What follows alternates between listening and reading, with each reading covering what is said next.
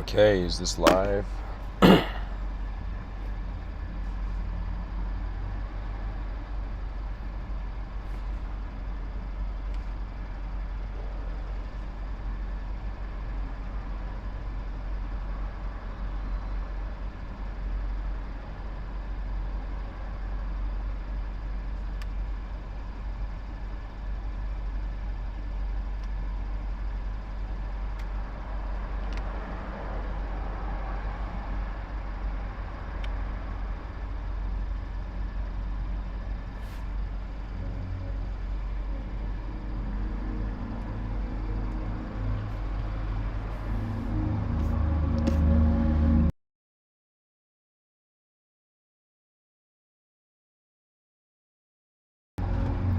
Okay.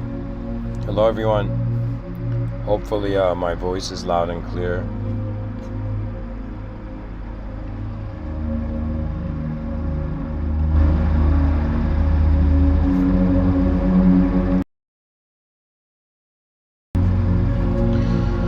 I wanted to speak about anger today. And today I was angered by my own anger.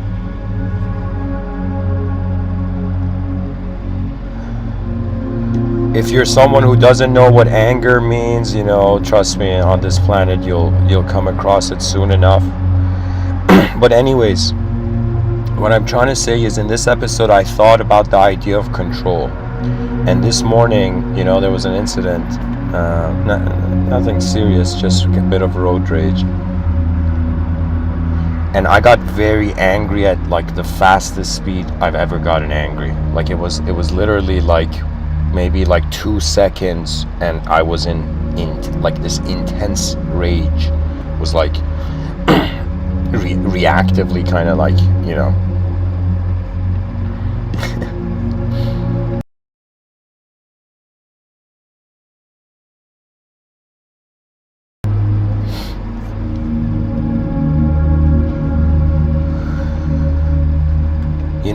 I have, I'm actually, when I look back, out of all the people around me, I am, out of all the people I know, of course,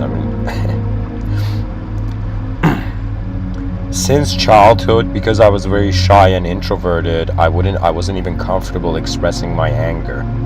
I wasn't even comfortable expressing my dislikes, I think, we're conditioned and raised to like the world all the time, but we don't even think about what we're liking, right? To think about, okay, we dislike that, we like that, And so it's kind of strange, even though we're human beings and we claim free will, but everything is like the options. It's like, do you know what it is? It is free will, but the options that we choose from, we don't have free will in that,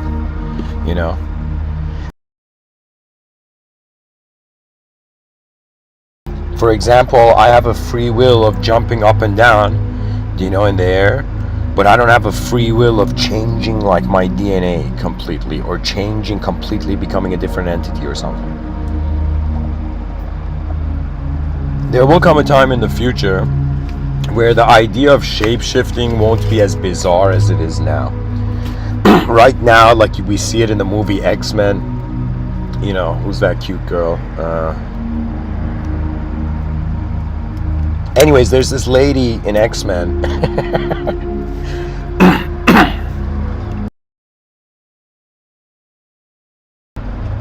And this lady shapeshifts. She can shapeshift into anything.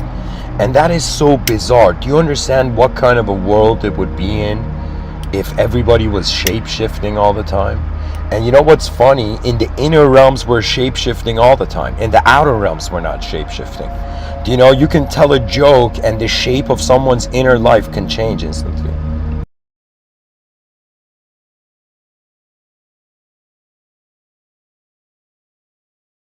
Let me tell you where the world is headed.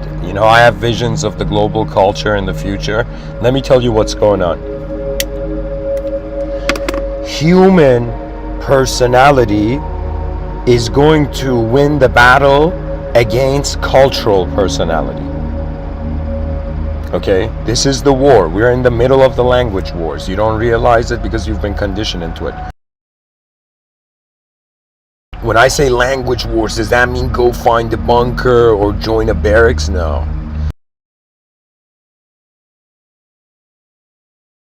The language wars are a suggestion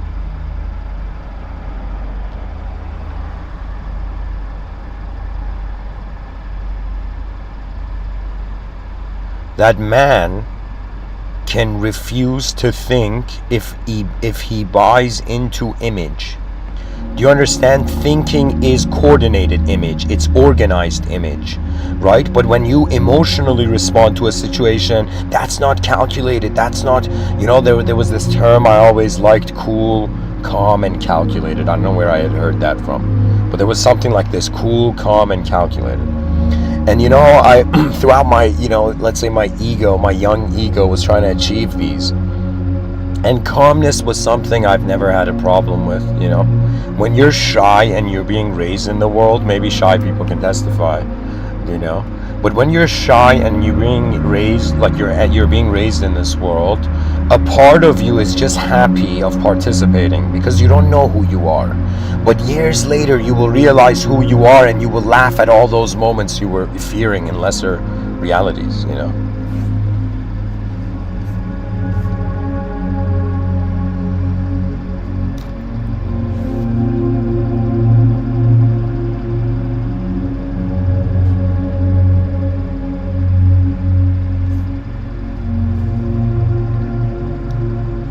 So what I'm trying to tell the viewers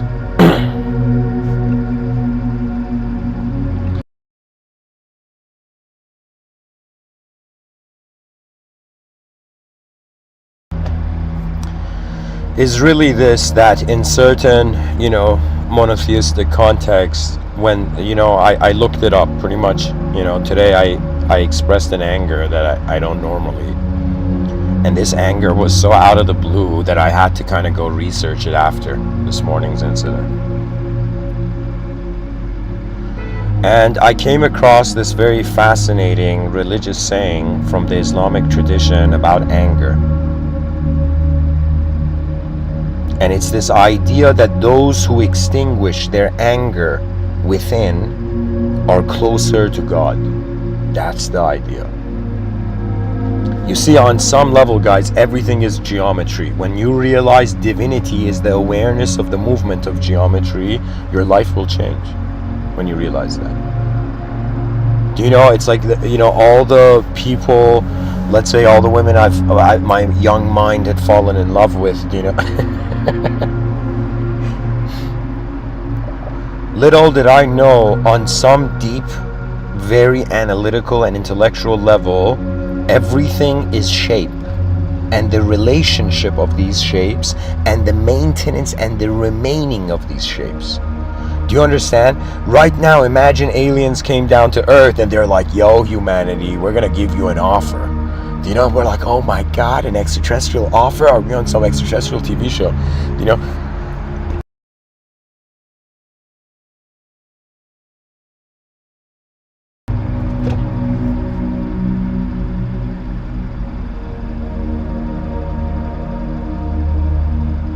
And imagine the extraterrestrials say, human beings, we will make you guys immortal, but you have to change your bodies. Imagine aliens hypothetically in the future land, or in a parallel universe of Earth, land on Earth.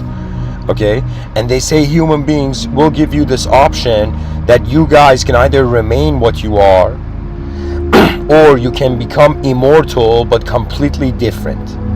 Or imagine an extraterrestrial species comes down to Earth and says, I'll give you two options. I'll either invade your species, or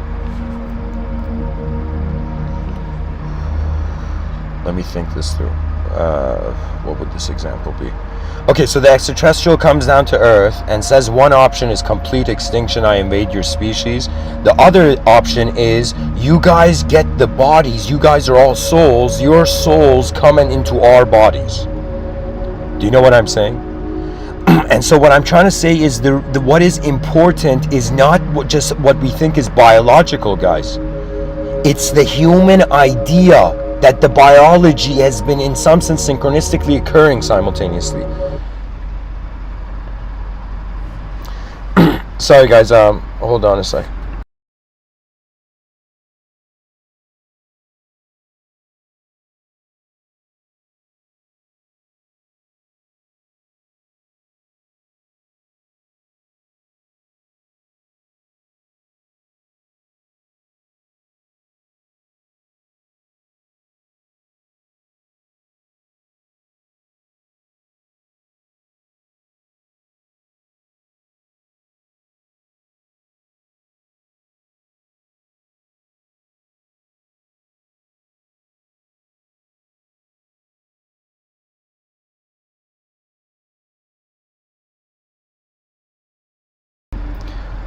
Okay, sorry about that, guys. I hadn't realized I have 8:30 was a very important time for me. Anyways, sometimes I wonder, why do I do silly things? And I'm like, if I didn't do silly things, how would I realize I'm serious? I gotta do silly things,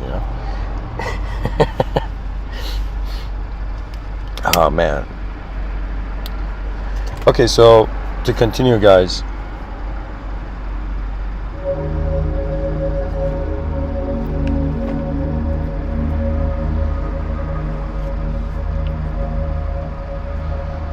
To continue,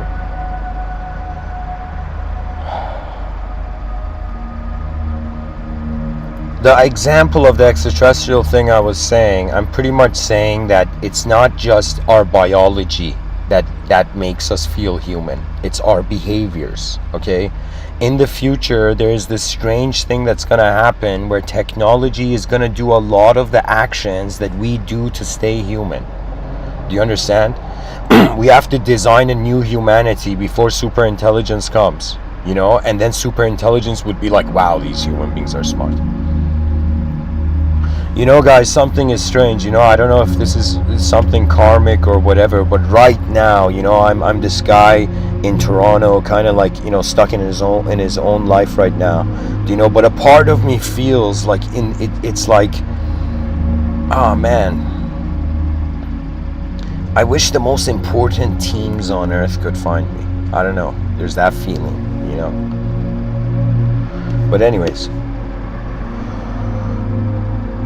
we go towards what is real for us. That's it. Reality is such a beautiful idea. I don't know if people can think, like let me tell you this, when I was a little kid, I have a twin brother, and my parents would leave us with my grandparents, and I had this very lovely, Turkish grandmother, and Islamic Turkish grandmother, and every time, in order to get me and my brother to eat the food, she was so smart. She would call me and my brother's name, and she would tell us to come in the kitchen, and we'd be these two little kids running, and we'd run in the kitchen, and my grandma would say, "This food is beautiful, eat it."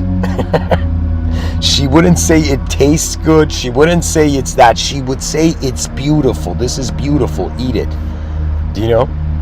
And I remember that as a kid, And me and my brother had a habit of going and chewing ice from the refrigerator. I remember my grandma would be like, "What's wrong with these kids?" We'd just run into the kitchen, grab ice from the refrigerator, and then run back out, out of the kitchen. This was like me and my brother when we were 9 or something.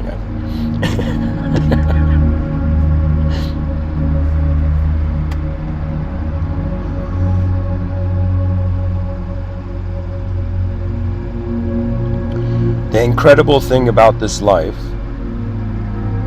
is that it gives us an opportunity to experience something.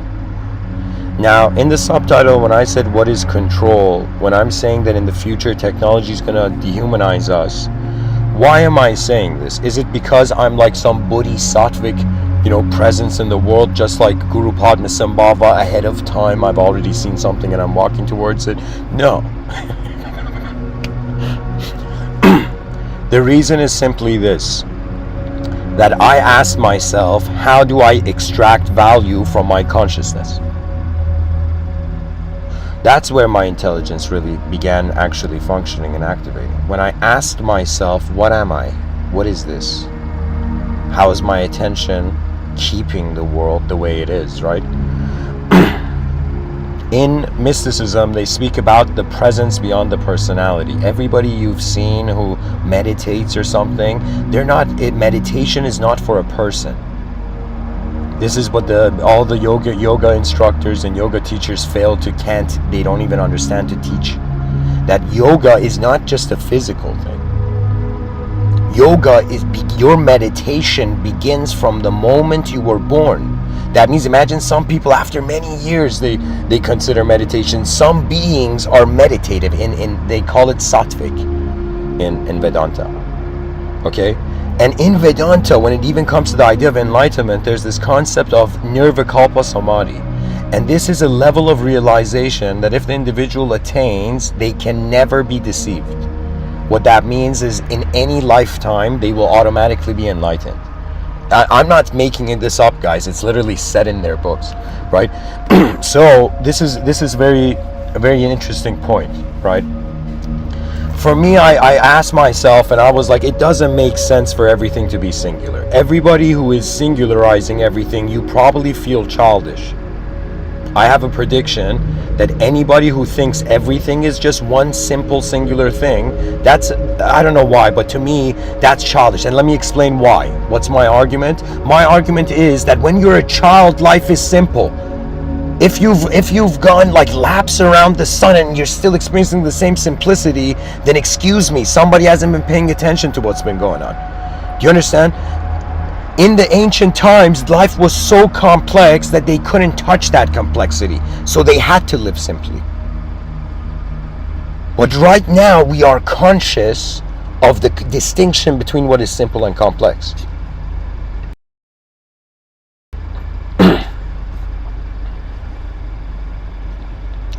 The idea of angered by anger is in some sense an anger not directed to the outer realms.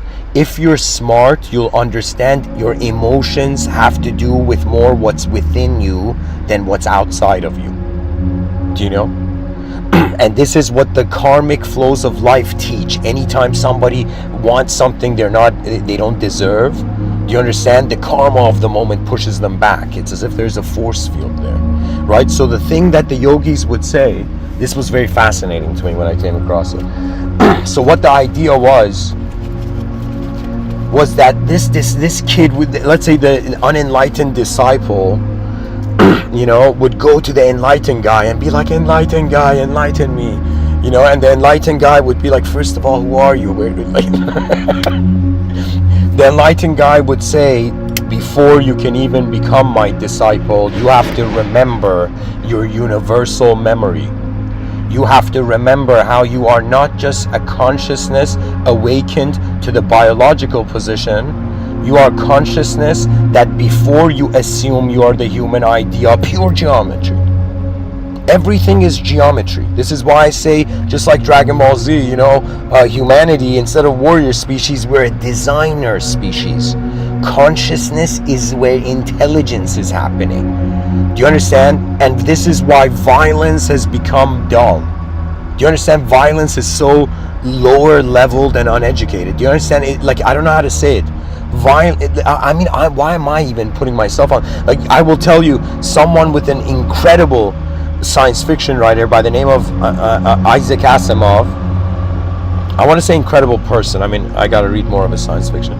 But Isaac Asimov, he said one of the most incredible sentences that deserves to be in the Museum of Language in the future, which I may one day create. Or me and great teams, you know.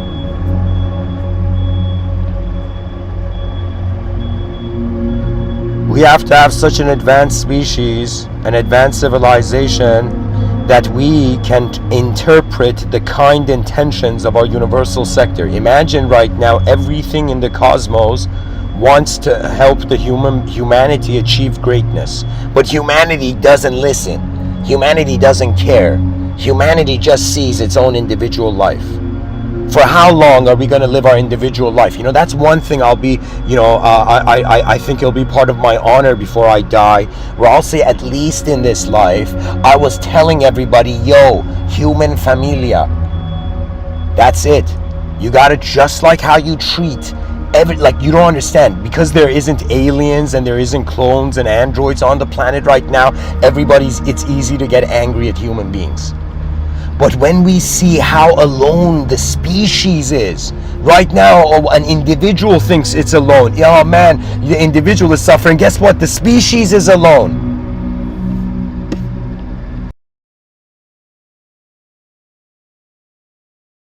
Humanity has the role of adjusting this universal sector from the inside out. Okay? The cell, if you look at the earliest cells, guys, let me tell you why life is geometry. I'll show you a picture.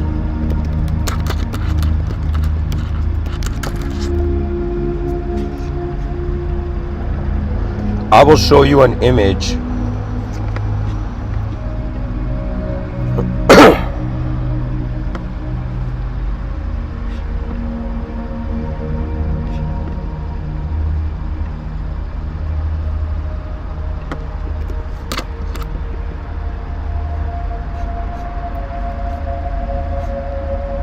Here, guys, this picture is gonna blow your mind. This picture is gonna tell you, this is why I'm saying we're a designer species. So whoever you are,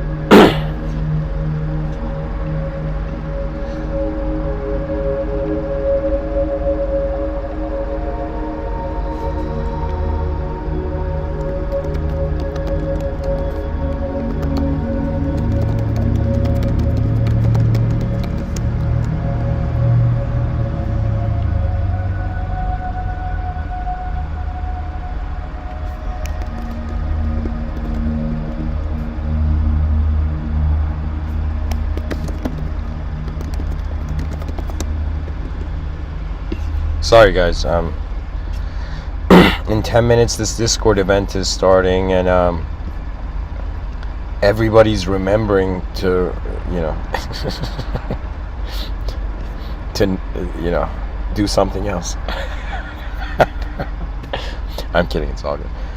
Where am I going with this? And then, oh yeah, the cells. Oh my god, guys, this picture is gonna blow your mind.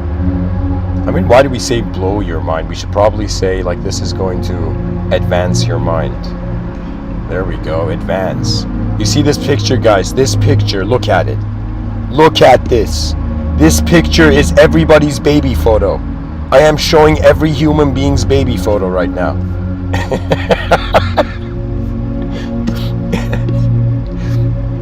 This is how all of you looked like when you were young. You know? Some people were like, yo man, I want to stay young. Like, imagine at this point you wanted to stay young forever.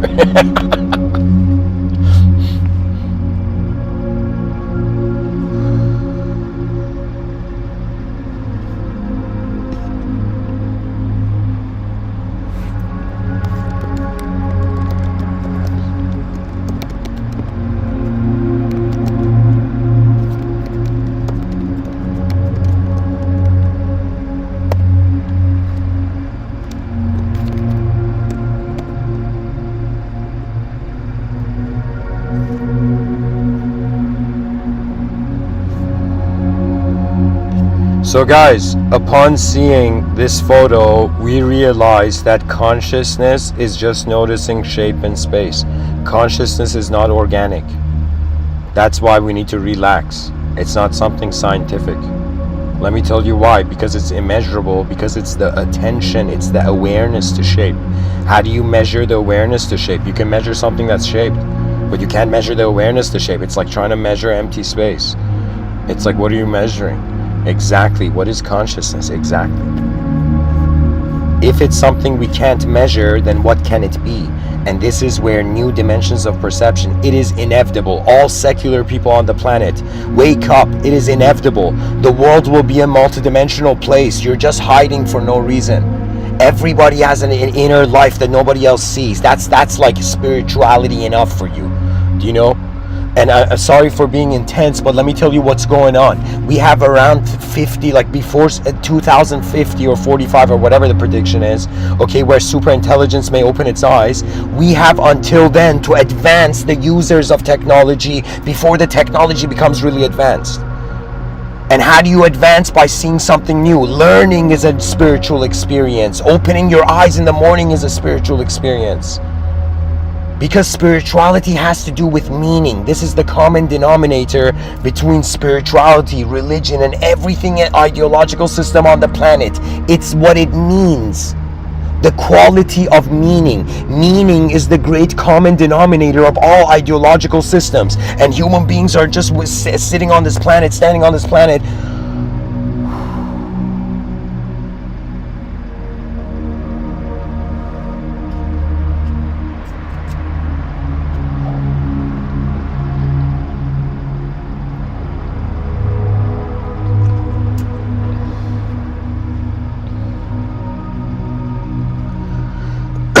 You can see yourself as a being that is biological. This is an authorization of consciousness. You can close your eyes, which, wait a minute, where did all the biology, where did all the physical shapes go? And you can still see. This is called the mind sight, the inner sight. This is what I think the third eye was, but some people love their pineal gland, you know?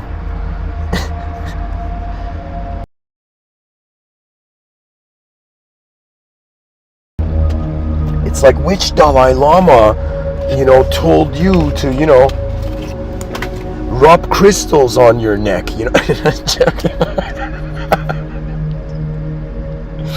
I don't know if people know this, but in New Agean thought, and not just in New Agean thought, right behind your throat, like where your hair ends, right underneath that, okay, that's where some people can consider that spot to be a very important spot.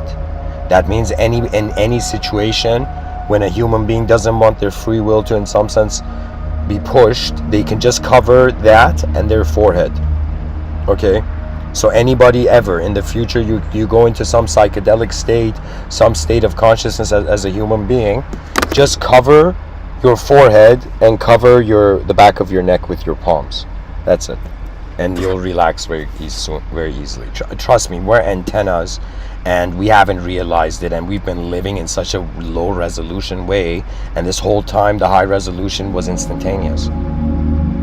Why do you think all the enlightened masters are like, yo, it doesn't take 1,000 years? What fool has told you it takes 1,000 years to get enlightened? It takes lifetimes to get enlightened. What freaking liar has said that? What deceiver has said that? Enlightenment is something that was here before you. That means you can realize it any time. And hilariously, that's the thing. Sometimes you notice it when you realize beyond time, or when you realize time is in your conscious experience. Isn't it strange for people that the brain is in the body, but our consciousness experiences the body in our mind? It's like my body is in the awareness. Like, it's weird, right? Even though my eyes are starting from my face, but I'm aware. It's like I'm aware of the space. Like, how is the space real to us? So the fact that space is real for humanity, that's the proof of spirituality. You can say poetically, you know, even I'll kind of like, you know, why not? Let me scold the spiritual.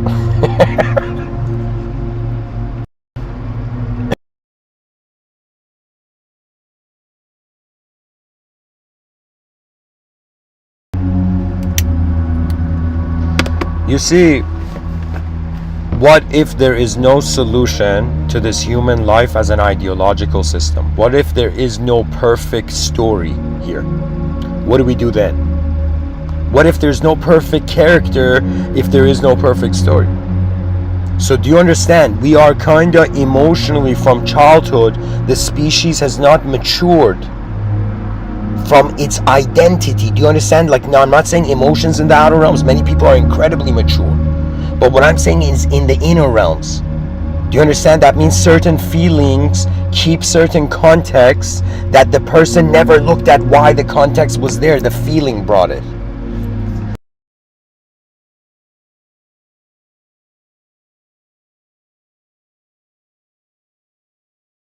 So anyways, guys, thank you for listening. There's more to this, but I'm going to end it here. The thing about anger is extinguish anger internally.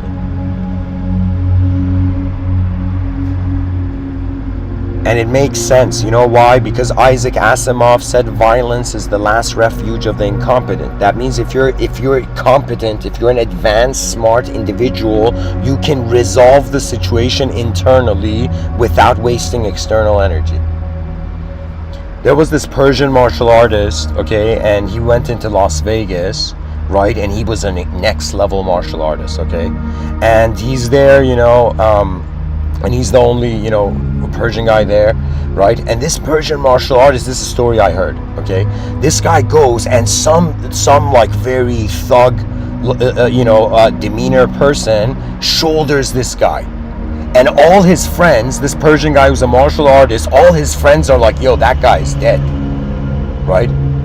But to their surprise, the Persian guy apologizes Even though he's like a black belt, he can destroy the guy in a second. He apologizes and says, it was my fault, forgive me, carry on. And he goes and nothing happens. And later on, his friends who have egos come and tell him, yo man, why didn't you teach him a lesson? That guy was looking for trouble. You should have taught him a lesson. And he said, how do I know he doesn't have a knife? How do I know he doesn't have a weapon? How do I know this guy is psychologically unstable? Do you understand? Some people, it's not you like their personality, it's like their personality, it's their intent. And not everybody is conscious of what is moving them.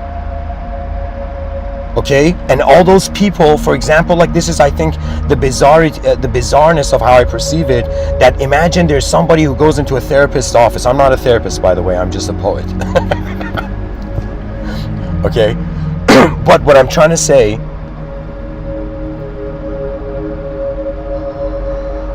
I guess, I don't know, I might be one of the great bards of modernity, you know. The Persian guy, in that moment, okay, had understood that internally he can avoid the conflict, because tell me, which two people have fought and felt good after? Fighting is a losing battle for both sides. Fighting is a way to ensure that both sides lose. So imagine there's someone who doesn't want to fight, and there's someone who wants to fight. So it's as if you either vocally dismantle the individual by directing their attention. Do you understand? I think like a magician.